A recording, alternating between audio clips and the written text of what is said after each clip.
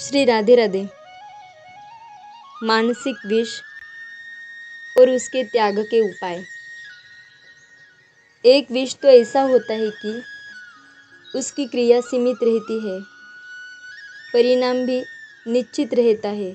जैसे संखिया, किसी ने संखिया खा लिया तो उसकी क्रिया शरीर तक ही सीमित रहेगी। शरीर जलने लगेगा, असह्य पीड़ा होगी, हृदय की गति बंद हो जाएगी, प्राण निकल जाएंगे।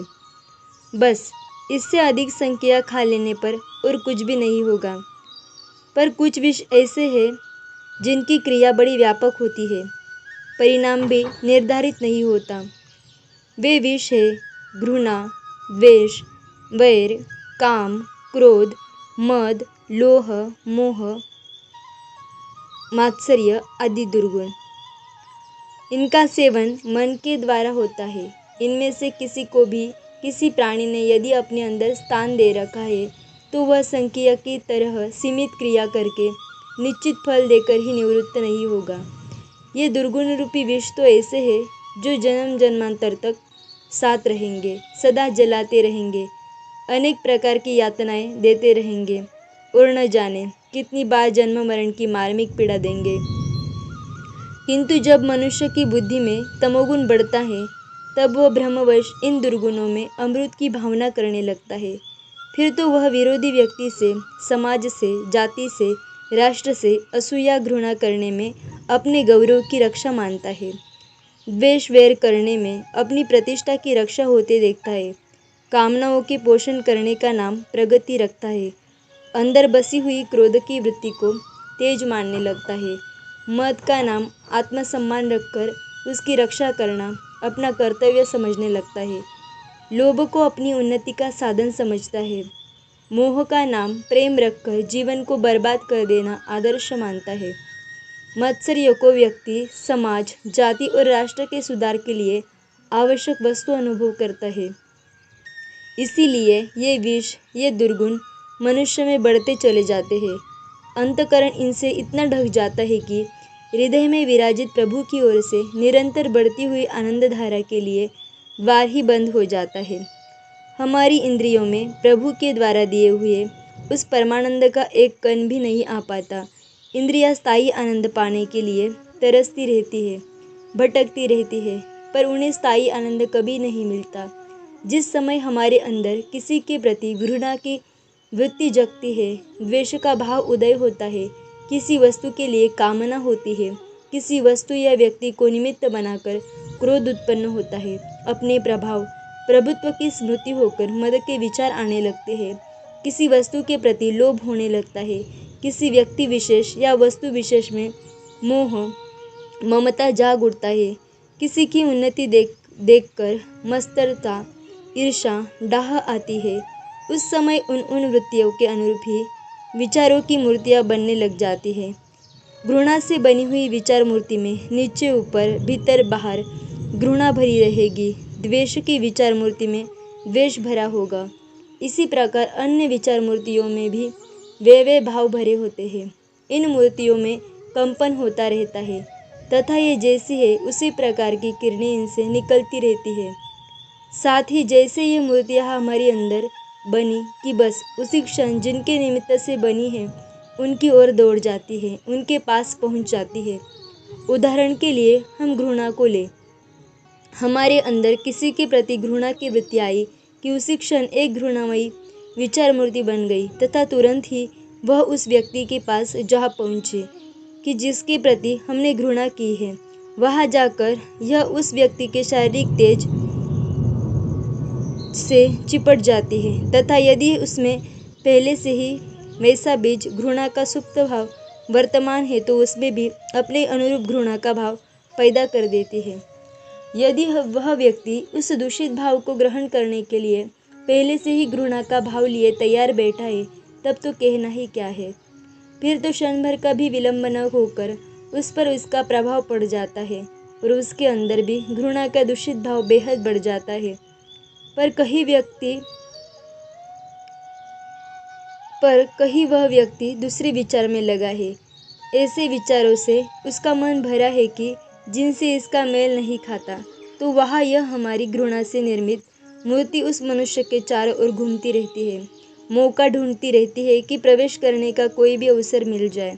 जहाँ एक भी छिद्र इसे मिला, उसके मन में एक भी घृणा संबंधी स्फुरणा आई कि हमारी वह घृणामयी मूर्ति उसकी स्फुरणा से जुड़ जाती है तथा फिर तो वह घृणा के भाव का तांता लग जाता है।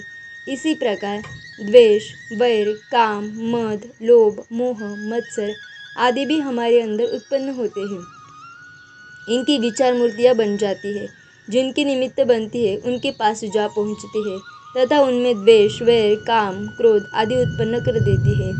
कभी कभी ऐसा भी होता है कि हम किसी स्थान पर बैठे हैं तथा किसी निमित्त को लेकर हम में पहले घृणा, द्वेष, वैर, काम, क्रोध आदि के भाव उत्पन्न हुए, पर फिर कुछ देर बाद उस निमित्त को तो हम भूल गए और यूं ही किसी व्यक्ति विशेष को लक्ष्य करके नहीं, स्वभाववश हमारा मन क्षण क्षण में बदलते हुए घृणा, द्वेष, वैर, काम, क्रोध आदि भावों से भावित होने लगा। तो उस समय भी इनकी विचार मूर्तियाँ तो बनती ही रहती है तथा कोई निश्चित लक्ष्य न रहने के कारण यद्यपि निश्चित व्यक्ति के पास दौड़कर नहीं जाती, किंतु जहाँ जिस स्थान पर ये पैदा हुई है वहाँ के आकाश में, वहाँ के वातावरण में ये बिखर जाती है, वहाँ ये नाचती रहती है तथा वहाँ जो भी व्यक्ति आता है उस पर न्यूनाधिक प्रभाव डालती है। हम में से अधिकांश इस बात को कई बार अनुभव करते हैं, भले ही हम इसका असली रहस्य न समझें। हम देखते हैं हम कहीं चले जा रहे हैं, कोई भी कारण नहीं है, पर सहसा हमारे अंदर घृणा के भाव आने लगते हैं, द्वेष की वृत्ति जाग उठती है, काम वासना उत्पन्न हो जाती है। ऐसा क्यों होता है? इसीलिए कि उस स्थान पर, वहाँ के आकाश में, वातावरण में घृणा, द्वेष, काम की विचार मूर्तियाँ तैर रही है, हमसे आकर टकरा गई है।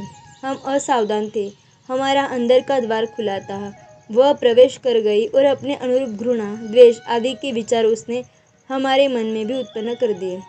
सारांश यह कि हमारे अंदर के दुर्गुण रूपी विष केवल हमें ही नहीं जलाते, हमारे अंदर से निकल कर तथा दूर दूर तक फैलकर दूसरों के पास भी जा पहुँचते हैं और उन्हें भी संतप्त करने लगते हैं। यह भी नहीं कि एक बार जलाकर ही शांत हो जाए। इन्हें जहाँ एक बार भी स्थान मिल गया तो फिर ये सदा बने रहते हैं और इनकी लपट बढ़ती ही रहती है। ऐसे व्यापक एवं भयंकर फल देने वाले हैं ये दुर्गुण रूपी विष। इस विषय समूह का दुर्गुणों का त्याग अत्यंत आवश्यक है, अन्यथा हम सदा जलते रहेंगे, कभी सुखी नहीं होंगे।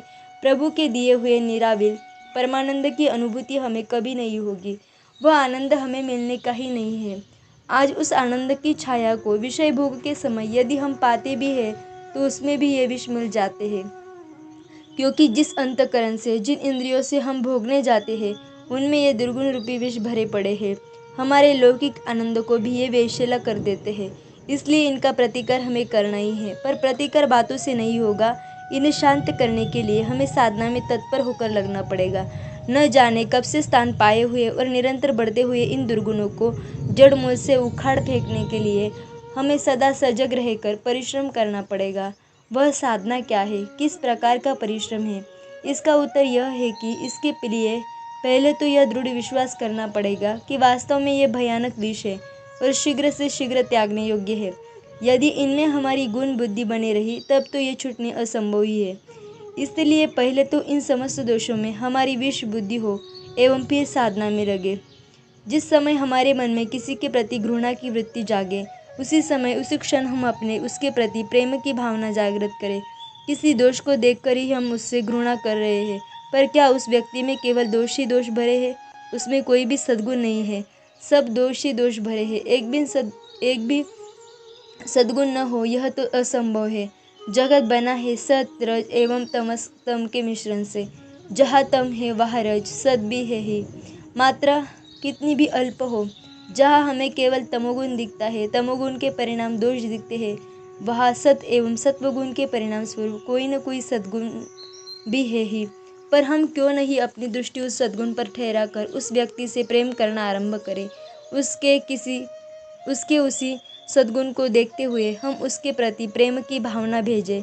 इसका निश्चय परिणाम यह होगा कि जैसे घृणा की भावना दूसरे में भी घृणा उत्पन्न करती है, वैसे ही प्रेम से सनी हुई हमारी गुण दृष्टि उस व्यक्ति के पास जाकर उसके उस अल्प सद्गुण को बढ़ा देगी, उसमें प्रेम का बीज बो देगी।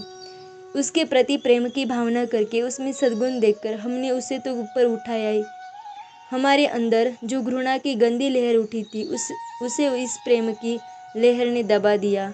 हम जलने लगते, पर उसके बदले हम में सुखमय शीतलता आ गई। जब हमें किसी के प्रति द्वेष का भाव उत्पन्न हो, उस समय तुरंत हम यह भाव करें कि नहीं, यह तो हमारा मित्र है, निश्चय मित्र है, इसके द्वारा हमारी बुराई हो नहीं सकती। जहाँ यह भाव हमारे मन में आए कि यह दौड़कर उसके पास भी जा पहुँचेंगे, उसके अनजाने में उसके अंदर हमारे प्रति मित्रता का बीज बो ही देंगे। यह संभव है कि उस व्यक्ति का हृदय उपयुक्त न होने के कारण अथवा हमारे मित्र भाव का बीज पुष्ट न होने के कारण इसके अंकुरित होने में समय लगे, पर उसमें मित्र भाव का आरंभ तो हो ही गया। साथ ही जो द्वेष की वृत्ति हमें जलाती थी वह शांत हो गई। जिस क्षण काम संबंधी कोई भावना मन में प्रकट हो, उस क्षण हम भोग के त्याग की परम उज्ज्वल भावनाएं बढ़ाने लग जाए।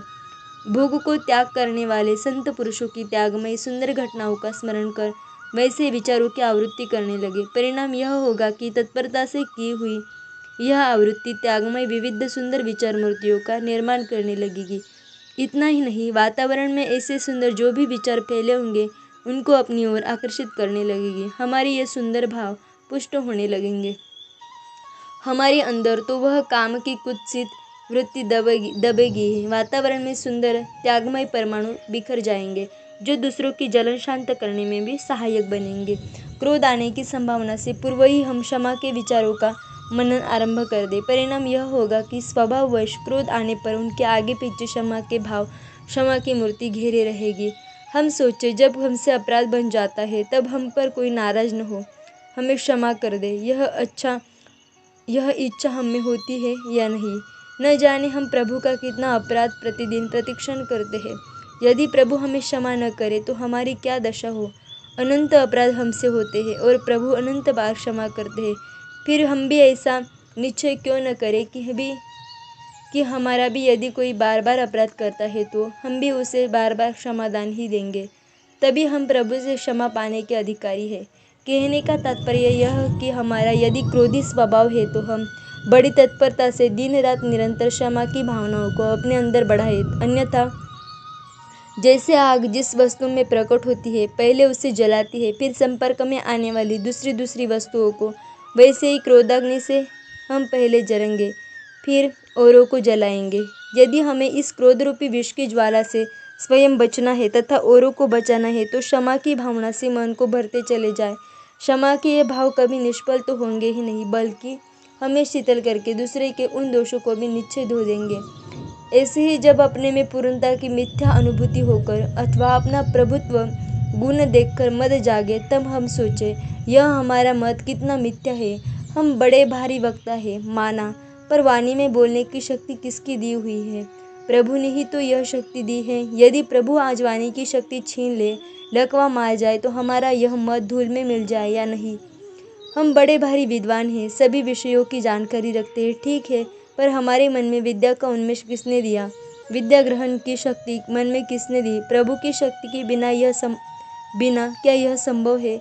यदि वे अपनी शक्ति हटा ले, हमारा मस्तिष्क विकृत हो जाए तो हमारा यह विद्यामत चूर हो जाए या नहीं। हमारा रूप बड़ा सुंदर है, कंठ बड़ा मीठा है, संगीत में हमारी बराबरी कौन कर सकता है? बहुत ठीक, पर कल यदि हमारे अनंत दुष्कर्मों में से किसी के परस्पर प्रभु यह विधान कर दे कि यह चेचक हो जाए, कोढ़ हो जाए, गले में कैंसर हो जाए, तो हमारा वह सुंदर रूप, कलापूर्ण कंठ 3 कौड़ी का हो जाएगा या नहीं? मतलब यह कि मद की वृत्ति जागते ही मन में अपनी दीनता के भाव तथा सारा महत्व प्रभु का है यह भाव बढ़ाने लगे। ये पवित्र दैन्य के विचार और इनसे निर्मित भाव मूर्तियाँ हमारे मत को तो कुचल देंगी ही, दूसरे में भी प्रभु के प्रति आस्तिकता का, प्रभु के महत्व का भाव उदय करेंगे। स्वयं हम प्रभु के चरणों में नत होकर अभिमान के भार से मुक्त होंगे, दूसरे का भी भार हल्का कर देंगे। लोभ की वृत्ति को हम संतोष की भावना से नष्ट कर दे। जहाँ मन में किसी भी वस्तु का लोभ आया हुआ दिखे, बस तुरंत सोचना आरंभ कर दे, हमें तो सभी आवश्यक वस्तुएं प्राप्त है ही, हमें वो चाहिए क्या? दयामय प्रभु स्वयं हमारी आवश्यकताओं का ध्यान रखते हैं, अपने आप वे हमारी सारी व्यवस्था करते हैं। ऐसी भावनाएं हमें तो तृप्त करेंगी ही, हमारे संपर्क में जो भी आएंगे उनकी अतृप्ति मिटने में भी हेतु बनेंगे। हमारे चारों ओर अभी तो और चाहिए। यह जो हाहाकार मचा हुआ है वह भी किसी न किसी अंश में शांत होगा ही, भले ही वह अशांति आरंभ में अत्यंत नगण्य क्यों न हो। मोह ममता का अवसर आने पर हम सोचे, क्या सचमुच यह वस्तु हमारी है? यदि हमारी है तो हमसे हमारी इच्छा के बिना अलग क्यों होती है? हमारी मानी हुई कोई भी वस्तु सदा तो हमारे साथ नहीं रहती। अत्यंत निकट का हमारा यह शरीर भी तो हमारा साथ नहीं देता। बहुत से व्यक्ति कहते थे शरीर हमारा है, पर साथ नहीं गया, चिता की राख बन गया। फिर थोड़ी सी इनी गिनी वस्तुओं को हम अपनी क्यों मानते हैं? यह तो हमारा भ्रम है। ऐसे विचारों को हम अपने में उद्बुद्ध करें, फिर उनकी भाव मूर्तियाँ सदा हमारे चारों ओर नाचती रहेंगी। मोह का प्रसंग उदय होते ही ये हमारे मन में ऐसे ही विचार जता देंगी, क्योंकि यह नियम है। जो विचार हमारे अपने से संबंध होते हैं वे एक बार उदय होने के पश्चात हमारे ही चारों ओर तैरते रहते हैं, रह रहकर अपने अनुरूप विचारों को मन में उदय कराते रहते हैं। फिर यह होगा कि मोह में पड़कर कर्तव्य विमुख होने से हम बच जाएंगे। केवल स्वयं ही नहीं, हमारे ही वैराग्यपूर्ण विचार वातावरण में फैलकर सर्वथा अनजाने में ही बहुतों की व्यथा मिटा देंगे, उनको कर्तव्य पथ में आरूढ़ कर देंगे, नित्य सत्य परमात्मा की ओर बढ़ने का द्वार खोल देंगे।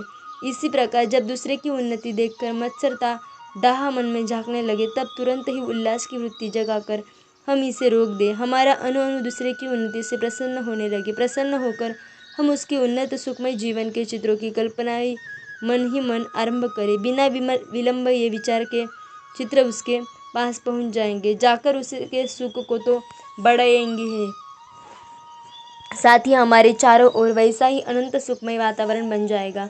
हम सुखी हो जाएंगे, क्योंकि यह नियम है। हमारे विचारों के अनुरूप ही हमारा बाहरी संसार भी बनता है। यह बात नहीं है कि उपर्युक्त दुर्गुणों का एवं उनके प्रतिकार का बस इतना ही रूप है कि जितना ऊपर कहा गया है, वे ये दुर्गुण तो विविध प्रकार से विविध मनुष्यों में व्यक्त होते हैं, तथा उनके प्रकार के अनुरूप ही अनेक उपायों से उनका प्रतिकार भी होता है। इनके त्याग की एक सुंदरी प्रक्रिया यह भी है कि इनका प्रयोग बदल दिया जाए उचित मात्रा में रोग विशेष पर। जैसे संख्या अमृत का काम करता है, वैसे ही यह दुर्गुण भी हमारे सहायक बन सकते हैं।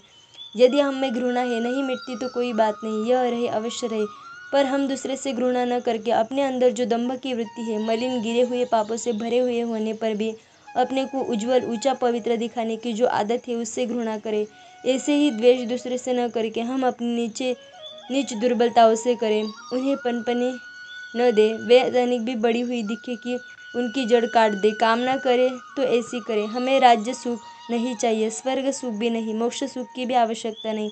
हमें तो यह चाहिए कि संसार में पड़े हुए दुख ताप से पीड़ित समस्त प्राणियों का दुख मिट जाए, सभी सुखी हो जाए। क्रोध आवे तो अपने मन की चंचलता पर ही आवे, जो बार बार हमें प्रभु के सहयोग से अलग कर संसार में घसीट लाती है। हमारे क्रोध से ऐसी आग निकले कि जिसमें हमारे मन की चंचलता भस्म हो जाए और वह प्रभु में सदा के लिए समाहित हो जाए। मन हो तो इस बात का कि हम पर प्रभु की कैसी अनंत अपार असीम कृपा है, उनकी कृपा पाकर हम कितने महान बन गए हैं। ऐसे ही लोभ हो तो जगत रूप में विराजित प्रभु की सेवा का ही हो। तन मन धन अपना सर्वस्व लगाकर अतिशय प्रेम एवं आदर से हम जगत के प्रत्येक प्राणी की उसमें प्रभु को प्रत्यक्ष देकर निरंतर सेवा करें, तो फिर भी अतृप्ति बनी रहे। हाय, सेवा का बहुत ही कम अवसर मिला, साधन भी हमारे पास नहीं। कब हमें प्रभु की सेवा के और भी सुंदर अवसर एवं साधन प्राप्त होंगे? यदि मोह नहीं मिटता तो न मिटे, बल्कि यह और भी बढ़ जाए तो इतना बढ़ जाए कि समस्त जगत में फैल जाए, सारा जगत हमारे मोह का विषय हो जाए, प्रभु के नाते सभी हमारे अपने बन जाए। मत्सरता से भी डर नहीं, वह भी रहे, पर वह उदय हो हमारी अपनी ही ख्याति को देखकर। हम उन्नति के पथ पर तो निरंतर आगे बढ़ते चले, पर अपनी ख्याति देखकर, जगत में अपना मान सम्मान देखकर हम में डाह हो हम उनके मिटने की इच्छा करने लगे। इसी प्रकार यदि इन दुर्गुणों का अपने ऊपर उचित मात्रा में प्रयोग हो तो ये दोष ही हमें प्रभु की प्राप्ति कराने वाले, पद पद पर परमानंद परम शांति का दान करने वाले सद्गुण बन जाएंगे। अनवरत दीर्घ काल तक आदरपूर्वक हमें या तो दुर्गुणों के विरोधी भाव का पोषण करना होगा, या इनको अपने प्रति ही उपयुक्त ढंग से जोड़ना होगा, तभी हम इन्हें छोड़ पाएंगे या सहायक बना सकेंगे। पर यदि ऐसी साधना में लगना, इतना परिश्रम करना हमारे लिए संभव न हो तो उस परिस्थिति में हम एक काम करें। जिन प्रभु से जगत में अनंत सद्गुण आते हैं, जो अनंत सद्गुणों की खान है, उनके हाथों में हम अपने आप को पूर्ण रूप से सौंप दें। सौंपते ही हमारे अहम के स्थान पर प्रभु की सत्ता व्यक्त हो जाएगी। उनके परम दिव्य आलोक में हमारा अनादि अंधकार उसी क्षण विलीन हो जाएगा। हमारे दोष दुख सदा के लिए मिट जाएंगे। यह संसार ये हमारे लिए कुछ और हो जाएगा। आज जो हमें यह सर्वत्र पाप ताप से भरा दिखता है, वह फिर दिव्य मधु से भरा प्रतीत होगा। वायु में मधु भरा है, मधुर मंद गति से वह प्रवाहित हो रही है। नदियाँ मधुर रस का स्राव कर रही है। ऐसी अनुभूति करके हम कृतार्थ हो जाएंगे। श्री राधे राधे।